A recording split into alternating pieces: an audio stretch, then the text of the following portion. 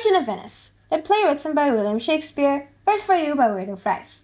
Act 3, Scene 1, Venice, a street. Enter Salanio and Saladino. So, what's the latest news from the Rialto? Well, the talk is still going strong that one of Antonio's richly loaded ships has been wrecked in the narrow seas. I think the place is called the Goodwins. It's very dangerous sandbank, deadly even, where they say the remains of many great ships lie buried. At least that's what the people are saying, if the rumor mill is telling the truth. I wish the rumor were as false as the biggest gossip who ever chewed ginger or pretended to cry over the death of their third husband. But it's true, without any long-winded explanation or straying from the simple truth that the good Antonio, the honest Antonio, I wish I had a title worthy enough to match his name. Come on, get to the point.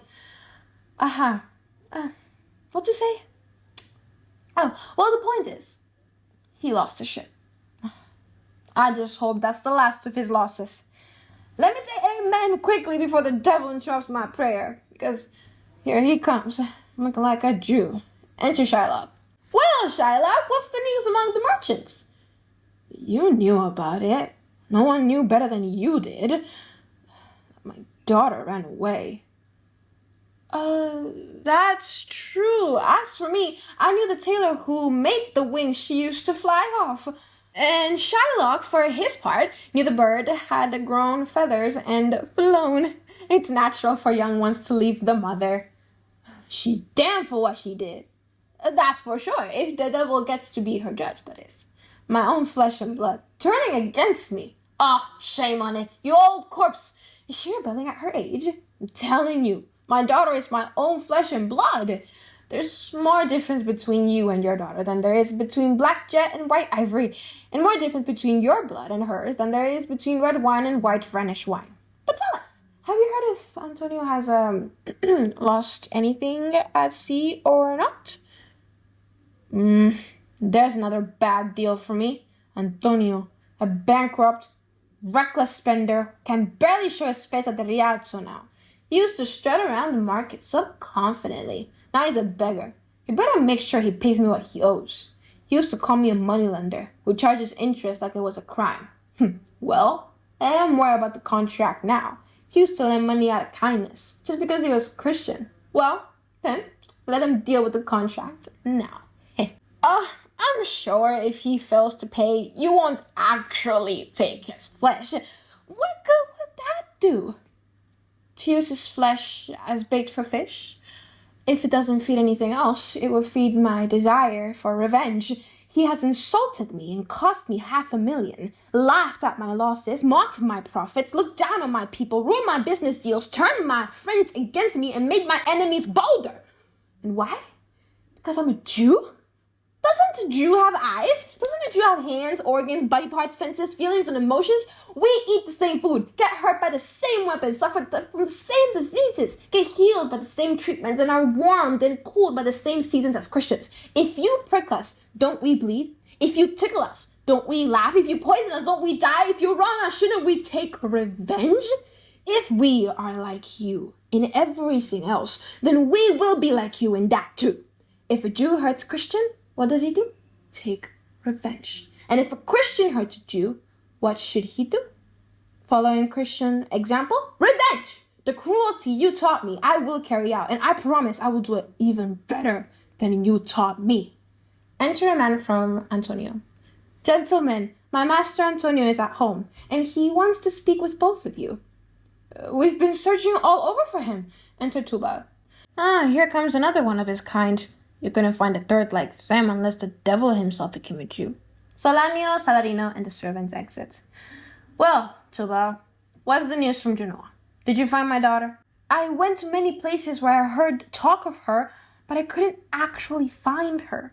Well, there. A diamond gone. Cost me 2,000 ducats in Frankfurt.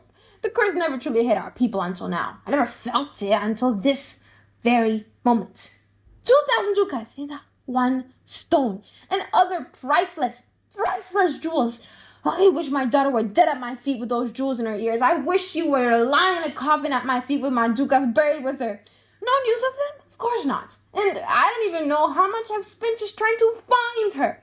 You see, loss on top of loss. She ran off with so much. I've spent even more trying to track her down, and still I get no answers, no revenge. Nothing bad happens except to me. No one sighs but me. No one cries but me.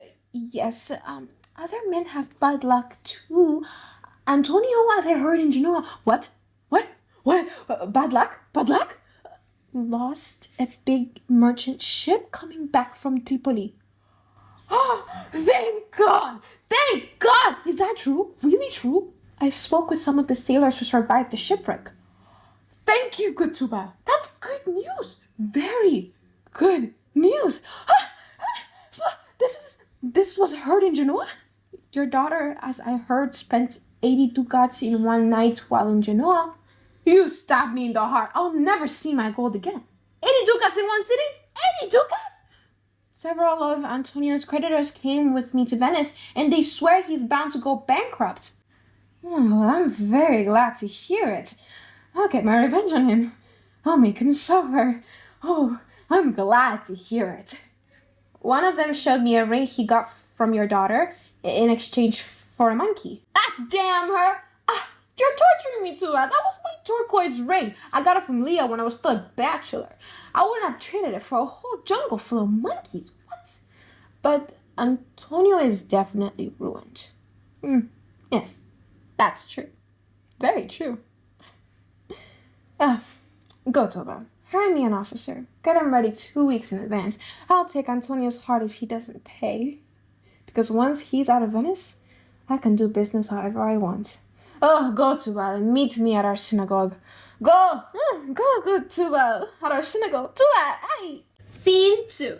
Belmont, a room in Portia's house. Enter Bassanio, Portia, Gratiano, Nerissa, and all their attendants. Please wait, just pause for a day or two before you take the risk, because if you choose wrong, I'll lose you, and I don't want that, so hold off for a bit, okay? There's something inside me, and it's not just love, that makes me not want to lose you. And you know, Kate doesn't speak this way. But just in case you're not fully understanding me, and since a young woman isn't really allowed to say what she feels, I wish I could keep you here for a month or two before you take your chance at winning me. I could show you how to choose the right one, but that would break my promise, and I'll never do that. Still, if you choose wrong, I wish I had broken my promise. Curse your eyes! They've looked at me and split me in two. Half of me belongs to you, and the other half is also yours. I mean, it's mine, but if it's mine, then it's yours too. So really, all of me is yours. These awful rules and times, they put barriers between people and what's rightfully theirs. So even though I'm yours, I'm not yours, unless you prove it by choosing right. And if chances makes you choose wrong, let luck be blamed, not me. I know I'm talking too much, but it's only to stretch the time, to slow things down, to drag it out, so I can keep you from choosing. Please, just let me pick already. Waiting like this feels like torture. Torture? Really? And tell me, what are you hiding? What part of your love isn't real? The only betrayal is that I'm scared. Scared I'll never get to be with the one I love. You might as well say snow and fire can get along as say that Tao and love go together. Yeah, but I'm worried you're just saying that because you're under pressure. People will say anything when they feel forced. If you promise I won't die for it, I'll tell you the truth. Alright then, tell the truth and you get to live. Tell the truth and get love. Would have summed up my whole confession. What a sweet kind of torture, when the person hurting me is also the one giving me the answers to escape. But now, let me face my luck and choose one of the caskets. Alright then, go ahead. I'm locked inside one of those caskets. If you really love me, you'll pick the right one and find me. Nerissa, everyone, step back and give him space. Let the music play while he makes his choice. If he picks the wrong one, he'll go out like a swan, fading away gently to music. To make the image clearer, my eyes will be the river, and the place where he dies if he loses. But maybe he'll win. And if he does, what will the music sound like then? It'll be like the royal trumpet when loyal people bow to their newly crowned king. Or like the soft music at dawn that gently wakes a dreaming groom, calling him to his wedding. Now he's going, not with less confidence, but with way more love than young Hercules when he rescued the girl that was being sacrificed to the sea monster in Troy. I'm the one being sacrificed in this scene, and everyone else here is like the Trojan women, watching from a distance with tear-streaked faces, waiting to see how it all turns out. Go, Hercules! If you survive this, then I survive too. Honestly, I'm way more anxious watching you face this than you probably are doing it. A song plays while Bassanio studies the caskets. Tell me, where does love begin? In the heart or in the mind? How is it born? How does it grow? Answer! Answer! It starts when we see someone with our eyes. It's fed by staring, and then it dies. Right where it started. Never really growing. Oh, let's all ring love's funeral bell. It all started. Ding dong bell. Ding dong bell. Looks can be the most misleading thing of all. The world always falls for appearances. In law, even the most corrupt argument can sound convincing if it's spoken in a charming voice. In religion, even a terrible lie can seem holy when said by someone serious looking and backed up with a quote from the scripture. The ugliness is hidden behind the nice appearance. There's no bad deed so obvious that it doesn't try to dress itself up as something good. Think of how many cowards whose hearts are totally fake, like stairs made of sand, still wear big beards like Hercules or Mars, the god of war. But if you look inside, they've got soft, pale livers, not brave at all. They're just wearing the leftovers of bravery to make people think they're tough. Look at beauty. People buy it by weight like it's a product, and that alone can fool nature, making the people who wear the most of it seem light and charming. Take those curly golden locks that blow around so playfully in the wind. They look like real beauty. But a lot of the times they're just wigs, made from someone else's hair taken from the grave. So appearances are like a shiny, fake shore hiding a dangerous ocean behind it, or like a beautiful scarf covering something wild underneath. Basically, it's fake truth, dressed up by clever people to trap even the smartest ones. That's why I reject you, shiny gold. You're the hard, greedy food of King Midas. I don't want you. And you too, Silver. You're just a pale, overused metal passed back and forth in business deals. I don't want you either. But you, dull, plain lead. You don't promise much. You actually sound like a warning. And that honesty moves me more than any pretty speech.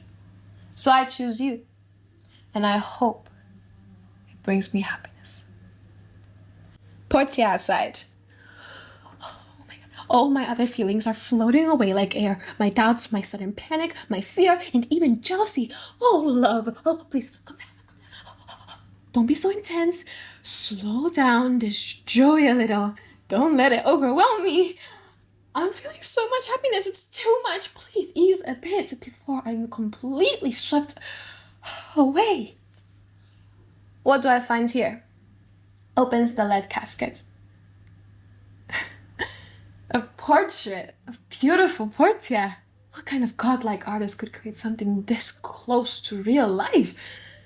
Do her eyes actually move? Or do they just look like they're moving because mine are?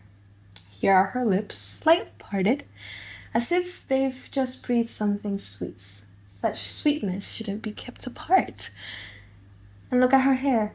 The painter spun it like a spider web, a golden trap to catch men's hearts faster than gnats in a web. But those eyes, how did he even paint them? Once he finished one, I imagine it was so lifelike it could have stolen both of his real eyes, leaving him unable to finish the other.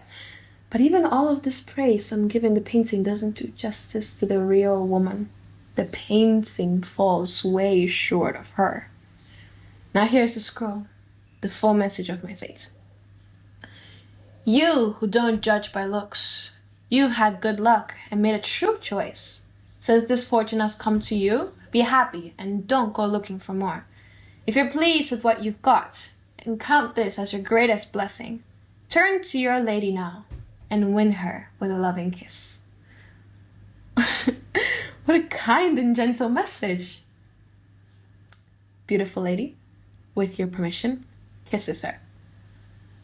I followed the instructions, and now I'm here to give and receive.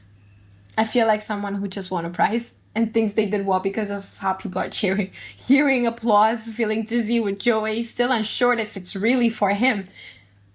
That's me, lovely lady, standing here in disbelief, not knowing if what I see is real until you confirm it, officially and truly yourself. Here I am, Lord Bassanio, standing before you just as I am. If it were only about me, I wouldn't wish to be anything more than this. But for your sake, I wish I could be 20 times better, 1,000 times more beautiful, 10,000 times richer, just so I could be someone truly worthy in your eyes. I'd want to have more goodness, more beauty, more wealth, and more friends than anyone could count, just to please you. But in truth, all I really am is something small and simple. To be honest, I'm an untrained girl, not taught, not experienced. But the good news is I'm still young enough to learn. Even better, I'm not too dull to learn. Best of all, I willingly give myself to you, be guided by you as my Lord, my protector, my King. Everything I am and everything I own is now yours. Just a moment ago, I was the owner of this house, in charge of my servants, and queen of my own life. But now, in this very moment, this house, those servants, and even me belong to you, my Lord. And I give it all to you with this ring. If you ever lose it, give it away or let it go, let that be a sign that your love for me is gone. And when that happens, I'll have every right to call you out for it. My lady, you've completely taken my words away. The only thing speaking for me now is the blood rushing through my veins. I feel so overwhelmed, like the crowd after a beloved prince gives a beautiful speech. Everyone excited, emotions all mixed together, and it turns into this happy chaos where no one can say exactly what they feel except pure joy, felt more than spoken. As for this ring, if it ever leaves my finger, it means my life is over too. So if you ever see this ring gone, you can be sure Bassanio is dead. My lord and lady, now it's our turn. We've stood by, watching everything turn out just as we hoped, to say, congratulations. So, good joy to you both. Thank you, my lord. You've helped me win someone too. My eyes work just as fast as yours do. You saw the lady, and I saw her maid. You fell in love, and so did I. And I didn't take any more breaks in chasing love than you did. Just like your future depended on picking the right casket, so did mine. In a way, as things turned out. I've been wooing this woman until I was sweating and swearing my love so much I practically dried out the ceiling above me with all my vows. And finally, if promises still count, I got a promise from this lovely lady here that she'd love me if your fortune led you to win her mistress. Is that true, Nerissa? Yes, madam, if you are happy with it too. And you, Gatiano, are you serious about this? Absolutely, sir. I mean it. Then your wedding will make our celebration even better. We'll even make a bet. First couple to have a baby wins 1,000 ducats. What? And we're putting money down on it? Nah, we'd lose if we had to actually pay up front. But wait, well, who's that coming? Lorenzo with his runaway? And my good old friend from Venice, Salerio? Enter Lorenzo, Jessica, and Salerio. Lorenzo and Salerio, welcome!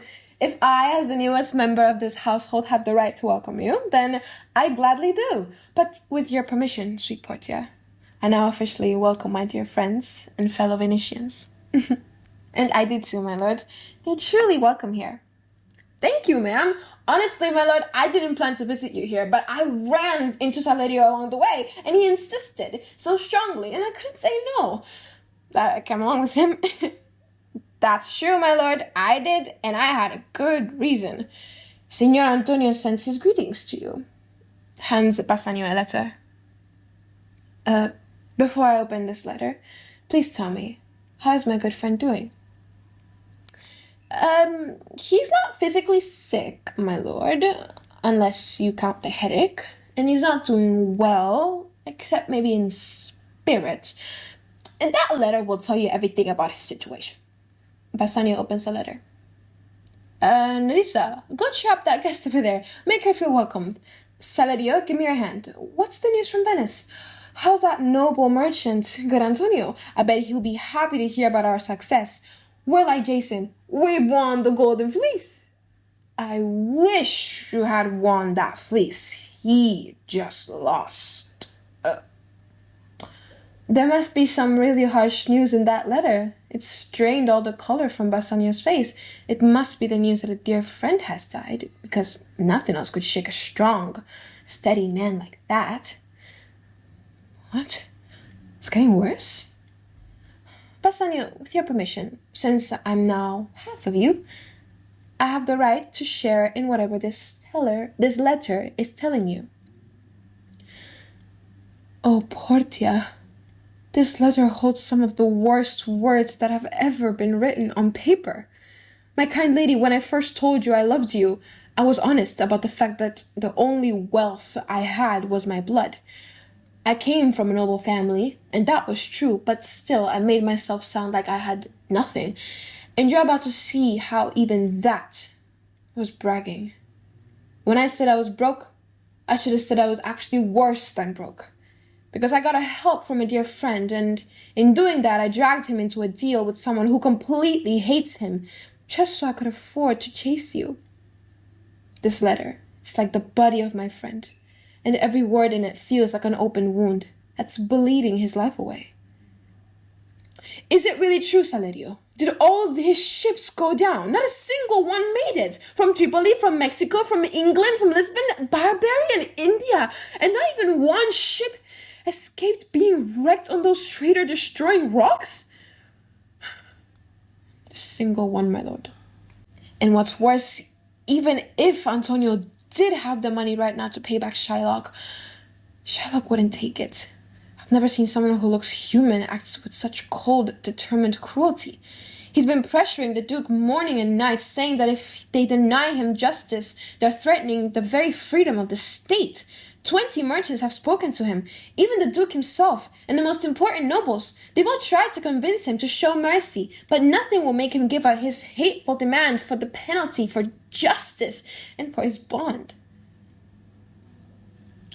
When I was with him, I heard him swear to Tubal and Chus, two of his fellow Jews, that he'd rather take Antonio's flesh than be paid back 20 times the amount Antonio owes. And I know, my lord, if the law and those in power don't stop him, Antonio is in serious danger. Is this close friend of yours the one in such trouble? He's my dearest friend, the kindest person, always generous and never tired of doing good for others. He has more old-school Roman honor in him than anyone else alive in Italy today. How much does he owe the Jew? 3,000 ducats? Because of me. What? Only 3,000? Pay him 6,000 and tear up the contract. Double that, then triple it. Before I'd let a friend like that suffer even the smallest harm because of you. First, come to the church with me and call me your wife. Then go straight to Venice to help your friend, because you'll never sleep beside me with a guilty heart over someone you love. You'll have plenty of gold, enough to repay that small debt 20 times over. Once it's handled, bring your true friend back with you. In the meantime, Nerissa and I will live like unmarried widows waiting for our husbands to return. Come on now, let's go. You'll leave for Venice on your wedding day. Go greet your friends and look cheerful. Since I paid a high price for you, I love you all the more. But first, read me your friend's letter. Bassanio reading. Sweet Bassanio, all my ships have been lost. My creditors are becoming ruthless. I'm nearly ruined. The bond with the Jew is due, and paying it will cost my life.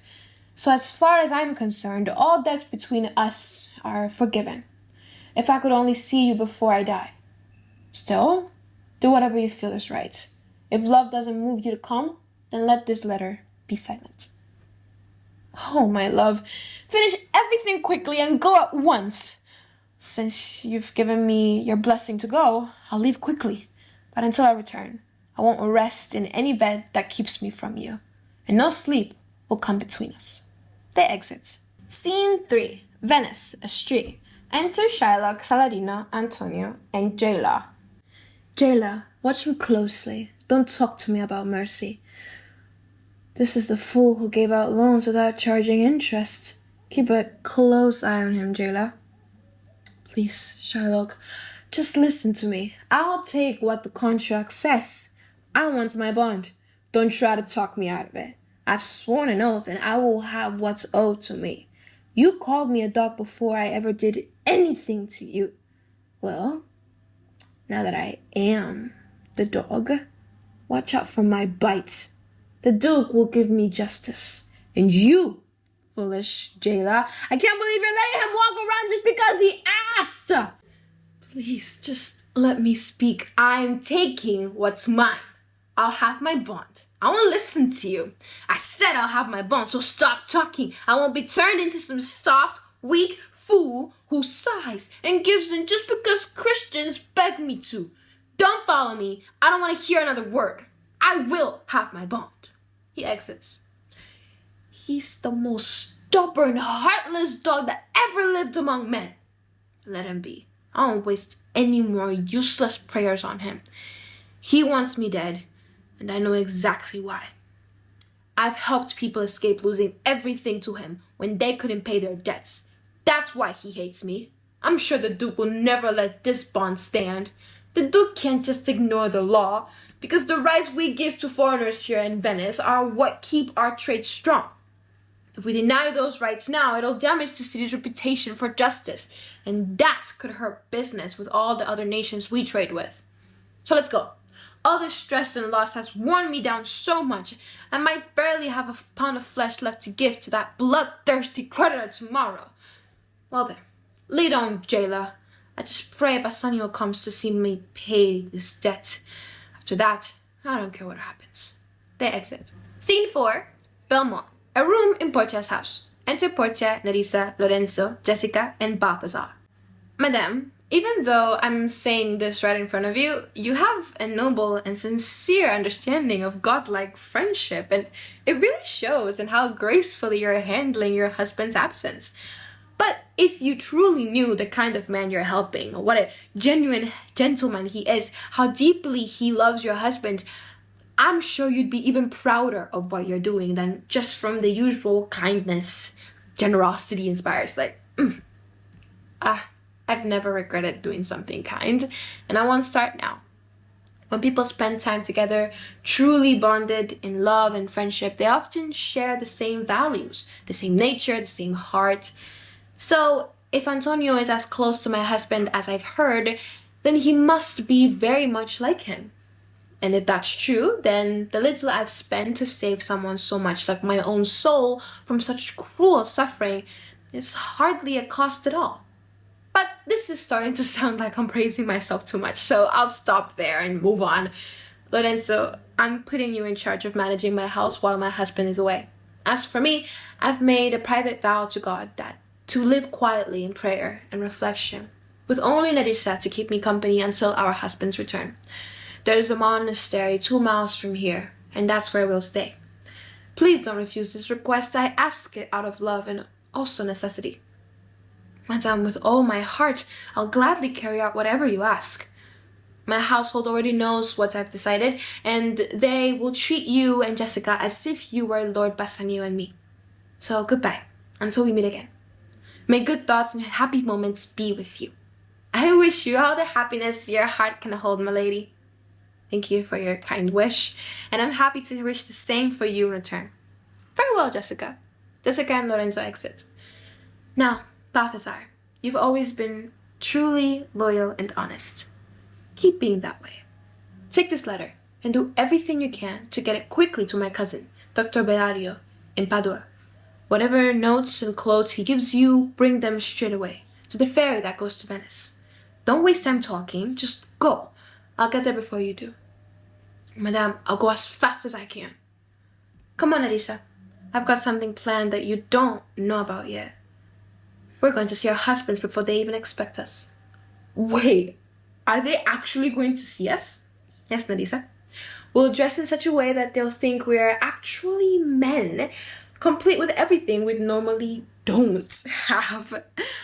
I'll bet you anything. Once we're both dressed like young men, I'll look the more dashing one.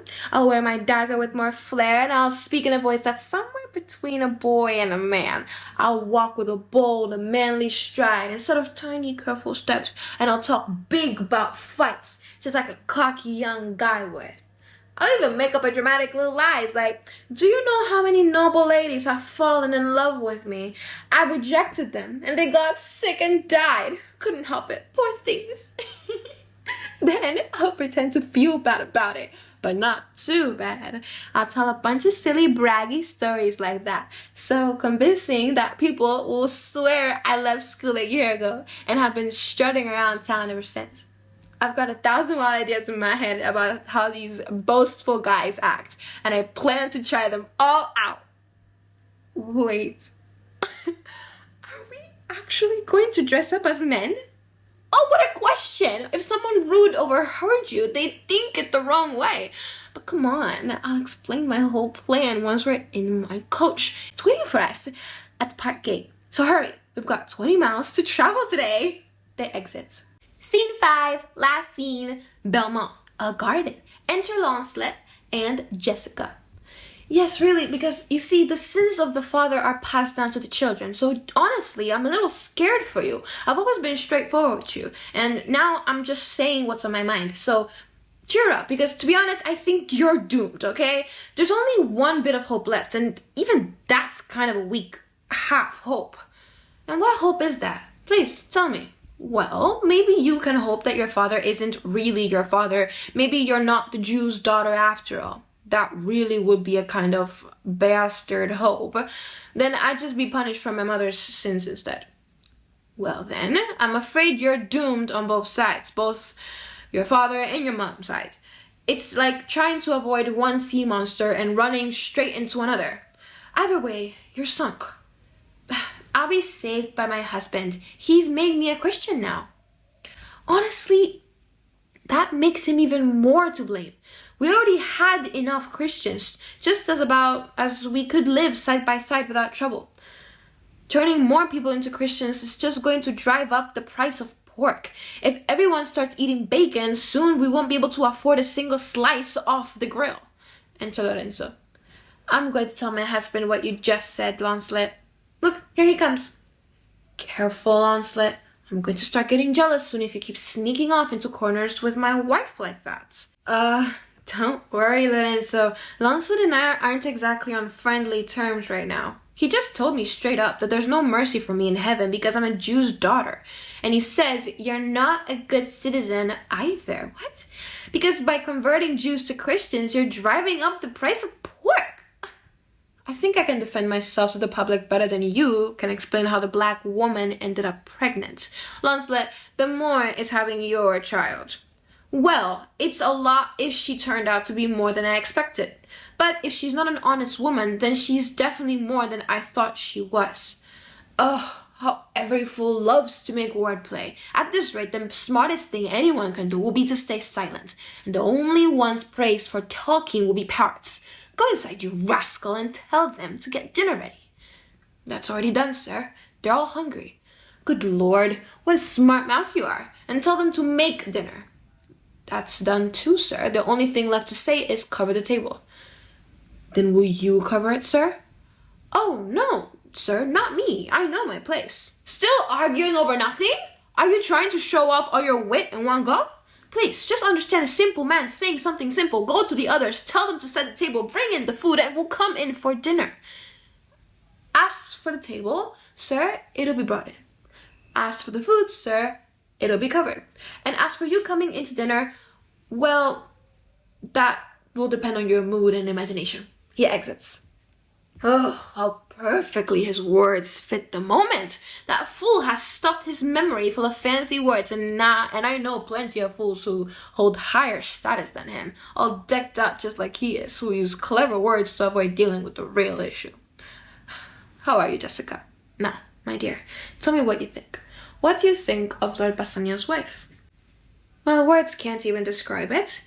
It's only right that Lord Bassanio lives an honest, good life, because having a blessing like his wife, he's already found heaven's joy here on earth. And if he doesn't deserve that on earth, then he shouldn't expect to get into heaven either. If two gods were to have a heavenly contest and the prize was two earthly women's with Portia as one, there'd have to be something else put up as a bet with the other, because the poor, rough world doesn't have anyone like her. You have a husband just like that, as perfect for you as she is for her husband. Hold on. You need to hear my opinion about you too. I will soon enough, but first, let's go eat. No. Let me praise you while I still have appetite. No, please, save that for dinner conversation. Whatever you say now, I'll adjust it along with the food. All right, I'll compliment you then. The exit. This is the end of Act 3 of Merchant of Venice, the play written by William Shakespeare. I hope you enjoyed. I read it. I'm Weirdo. Thank you very much. Bye-bye.